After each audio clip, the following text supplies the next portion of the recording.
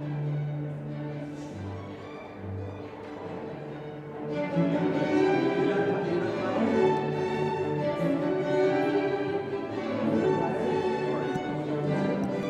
and gentlemen, please take your seats and silence your cell phones. The program will begin shortly.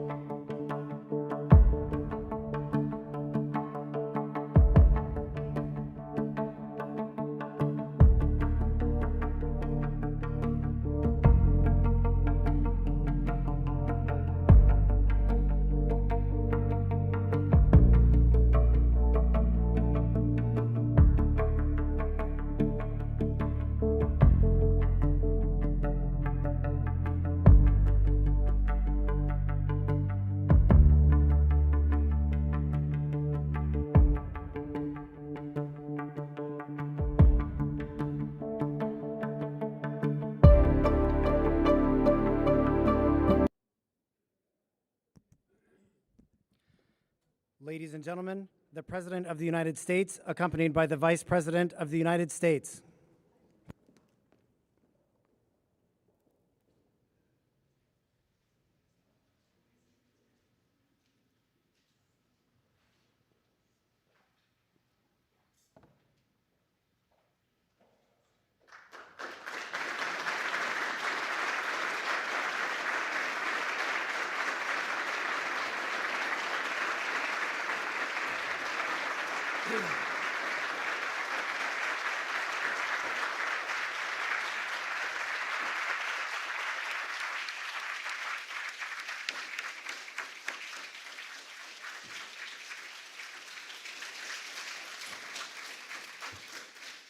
Please have a seat.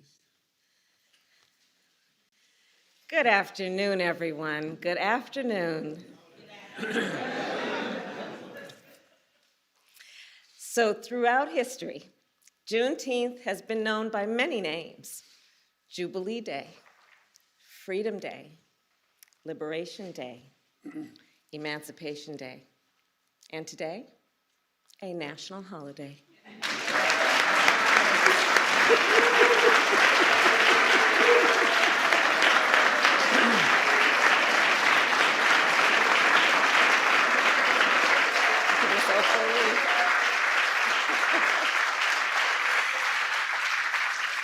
And looking out across this room, I see the advocates, the activists, the leaders who have been calling for this day for so long, including the one and only Miss Opal Lee.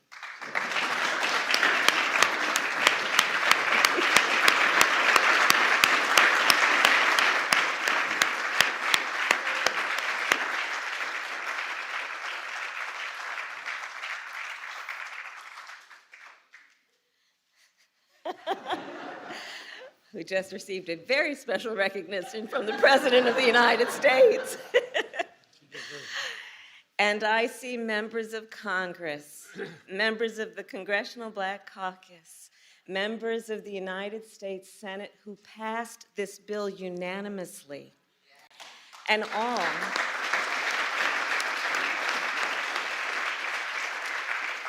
all of whom collectively were responsible for delivering this bill to the President's desk. And I thank you all. We thank you all. Your nation thanks you all.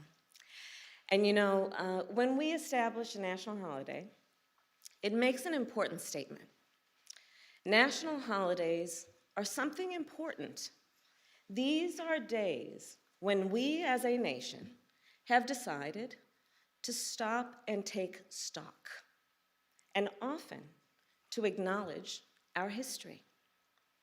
And so as we establish Juneteenth as our newest national holiday, let us be clear about what happened on June 19th, 1865, the day we call Juneteenth. Because you see, that day was not the end of slavery in America. Yes, on that day, the enslaved people of Galveston, Texas, learned that they were free. But in fact, 2.5 years earlier, the Emancipation Proclamation ended slavery in the Confederacy. So think about that. For more than 2 years, the enslaved people of Texas were kept in servitude. For more than 2 years, they were intentionally kept from their freedom. For more than 2 years. And then on that summer day, 156 years ago, the enslaved people of Texas learned the news. They learned that they were free, and they claimed their freedom. It was indeed an important day.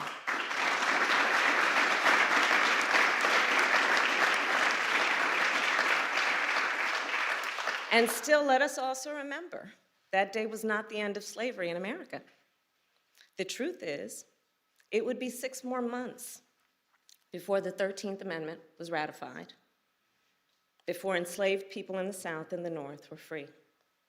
So as we commemorate the history of Juneteenth, as we did just weeks ago with the history of the Tulsa Race Massacre, we must learn from our history, and we must teach our children our history, because it is part of our history as a nation. It is part of American history. So let me end by saying this. We are gathered here in a house built by enslaved people. We are footsteps away from where President Abraham Lincoln signed the Emancipation Proclamation. And we are here to witness President Joe Biden establish Juneteenth as a national holiday. We have come far, and we have far to go, but today is a day of celebration. It is not only a day of pride, it is also a day for us to reaffirm and rededicate ourselves to action. And with that, I say, happy Juneteenth, everybody. And with that, I introduce the President of the United States, Joe Biden.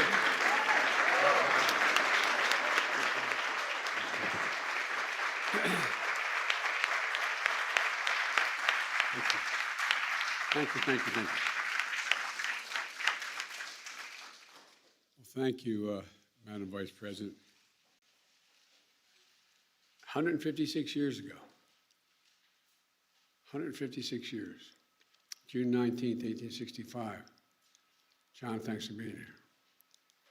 Major General of the Union Army arrived in Galveston, Texas to enforce the Emancipation Proclamation and free the last enslaved Americans in Texas from bondage.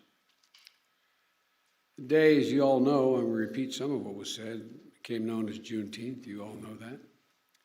A day that reflects what the Psalm tells us. Weeping may endure for a night, but joy cometh in the morning. Juneteenth marks both the long, hard night of slavery and subjugation, and a promise of a brighter morning to come. This is a day of profound, in my view, profound weight and profound power.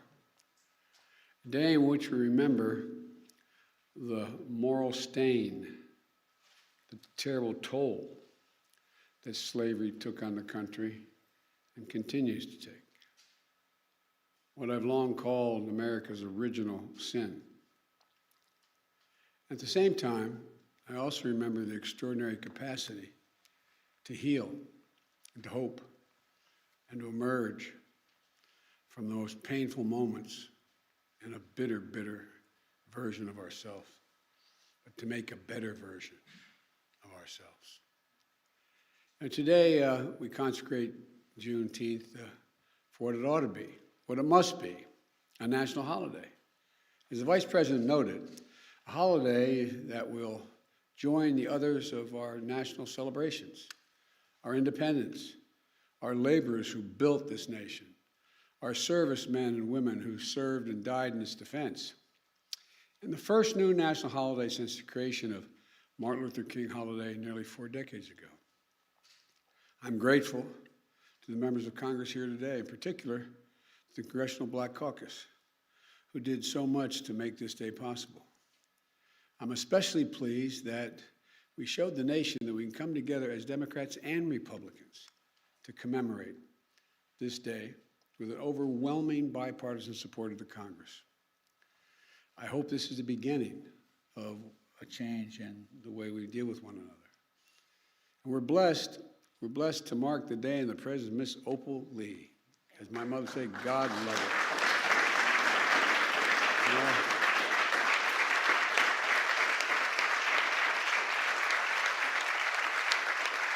I had the honor of meeting her in Nevada more than a year ago.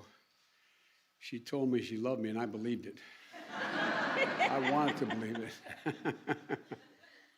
Ms. Opal, you're incredible. A daughter of Texas, grandmother of the movement to make Juneteenth a federal holiday. And Ms. Opal is, you won't believe it, she's 49 years old. Or 94 years old, but You are an incredible woman, Ms. Opal. You really are. As a child growing up in Texas, she and her family would celebrate Juneteenth. And Juneteenth, 1939, when she was 12 years old, a white mob torched her family home. But such hate never stopped her, any more than it stopped the vast majority of you I'm looking at from this podium. Over the course of decades, she's made it her mission to see that this day came. It was almost a singular mission. She's walked for miles and miles, literally and figuratively, to bring attention to Juneteenth, to make this day possible. I ask once again, we all stand and give her a warm welcome to the White House.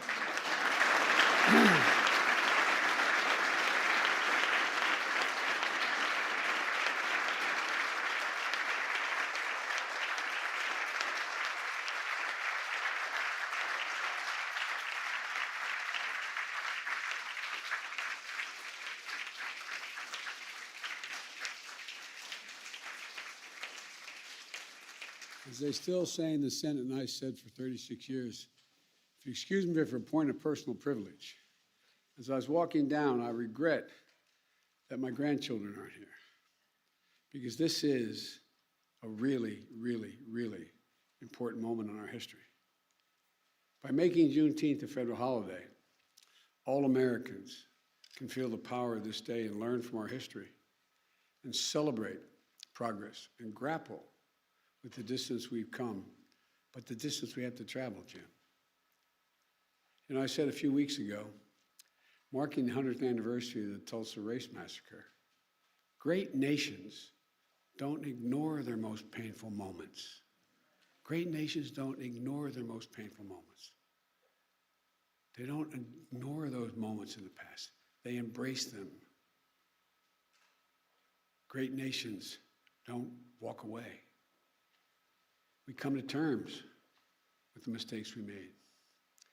And in remembering those moments, we begin to heal and grow stronger. The truth is, it's simply not enough just to commemorate Juneteenth. After all, the emancipation of enslaved Black Americans didn't mark the end of America's work to deliver on the promise of equality. It only marked the beginning. To honor the true meaning of Juneteenth, we have to continue toward that promise, because we've not gotten there yet. The Vice President and I and our entire administration and all of you in this room are committed to doing just that. That's why we've launched an aggressive effort to combat racial discrimination in housing. Finally address the cruel fact that a home owned to this day by a Black American family is usually appraised at a low rate for a similar home owned by a white family in a similar area. That's why we committed to increasing Black home ownership, one of the biggest drivers of generational wealth. That's why we're making it possible for more Black entrepreneurs to access capital, because their ideas is good, they lack the capital to get their fair share of federal contracts so they can begin to build wealth. That's why we're working to give each and every child 3 and 4 years of age, not daycare, but school in a school. That's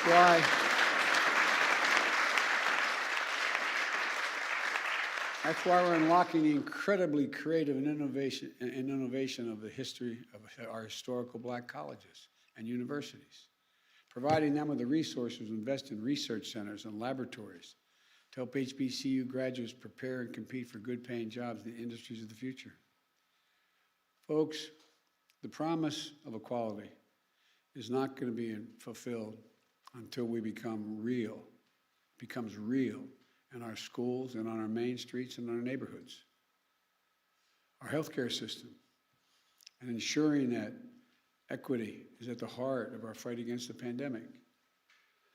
In the water that comes out of our faucets, and the air that we breathe in our communities, and our justice system, so that we can fulfill the promise of America for all people, all of our people. And it's not going to be fulfilled so long as the sacred right to vote remains under attack.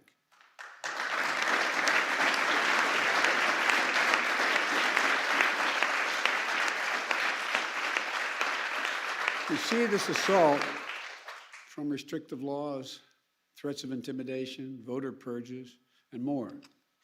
An assault that offends the very democracy, our very democracy. We can't rest till the promise of equality is fulfilled for every one of us in every corner of this nation. That, to me, is the meaning of Juneteenth. That's what it's about.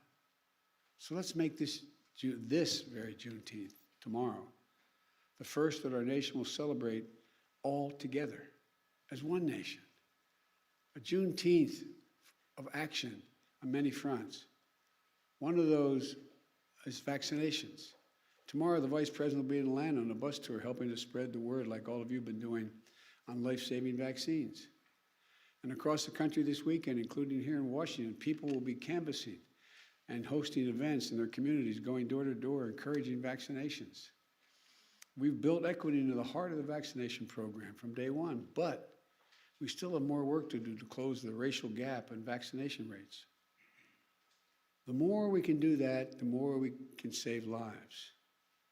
Today also marks the 6th anniversary of the tragic deaths at Mother Emanuel Church in Charleston, South Carolina. A killer, motivated by hate, intending to start a race war in South Carolina. He joined his victims in a Bible study class. Then he took their lives in a house of worship. It's a reminder that our work to root out hate never ends, because hate only hides. It never fully goes away, it hides. And when you breathe oxygen under that rock, it comes out.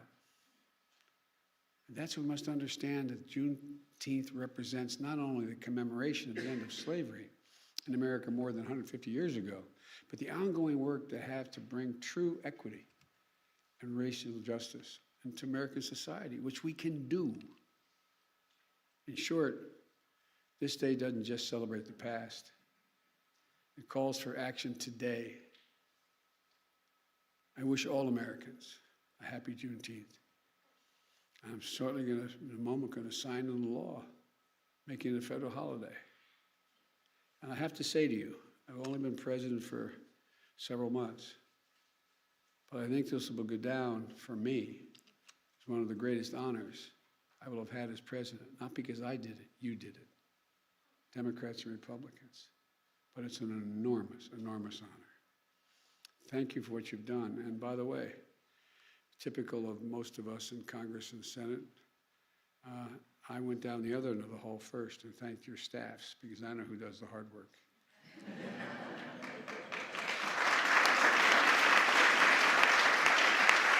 No, they're down there. They're at the other end, but I thank them as well. May God bless you all, and may God protect our troops. Thank you. Now,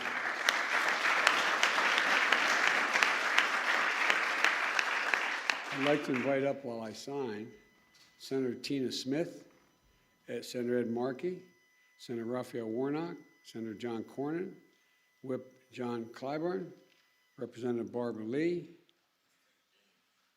Representative Danny Davis, Chair Joyce Beatty,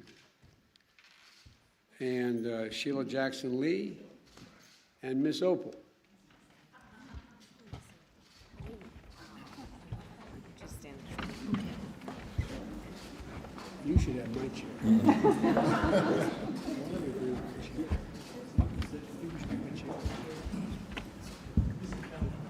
No? Okay. All right.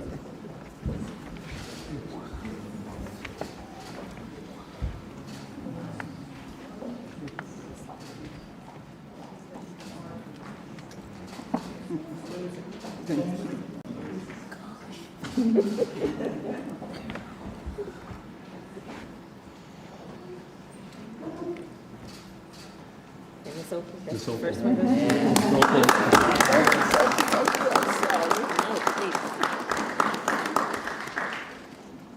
I never understand how Barack did this.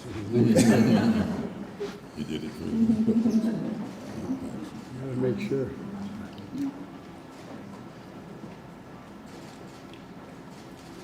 There you go. Thank you.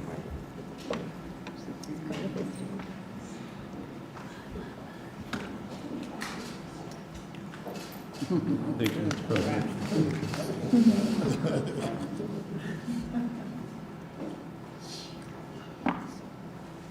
Thank you so much.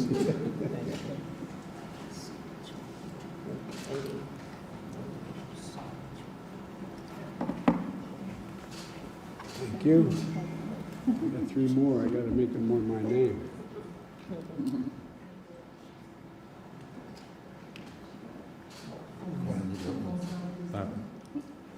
Oh, I'm sorry. I've got to push your horse. There it is. There's a man. Texas. Did anybody else? Oh, Yeah, okay, man. I'm sorry, man. Congressman Davis. Thank you, man. Thank you. All right.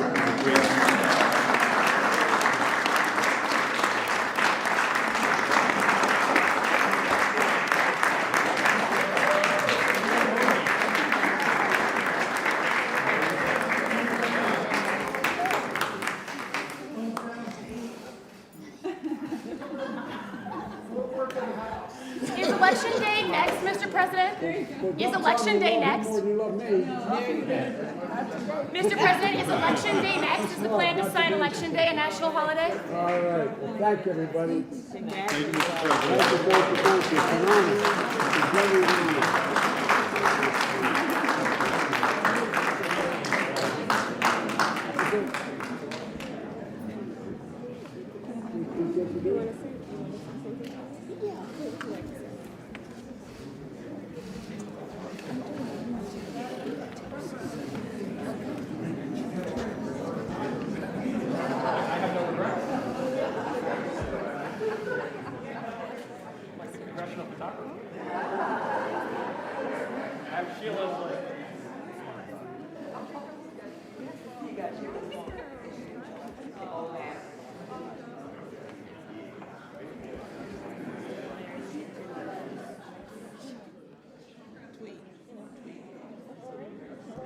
Ladies and gentlemen, please remain seated while the President and the Vice President depart.